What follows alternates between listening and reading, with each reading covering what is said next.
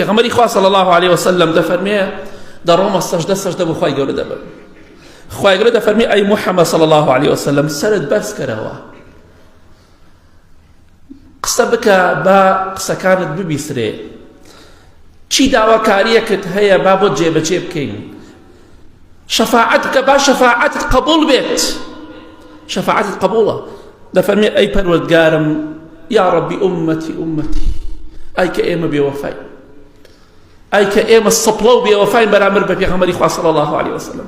خوایگیان ئومەتەکەم ئومەتەکەم، ئەوش حاڵی ئومەتەکەیتی لە بازاڕە دەیبینین لە کۆڵانەکان و لە بۆنە و جژنەکانە ئومەتەکەی پێغەمبەری خوا دەبینین صلی الله عليه وسلم.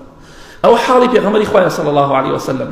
جا بۆیە لە هەموو کەسێ بۆ تۆ دڵسۆزترە بە قسەی بکە لە ژێر فەرمانی ئەو دابە، لە قیامەت ئینشاءالله شەفاعەتت بۆ دەکە.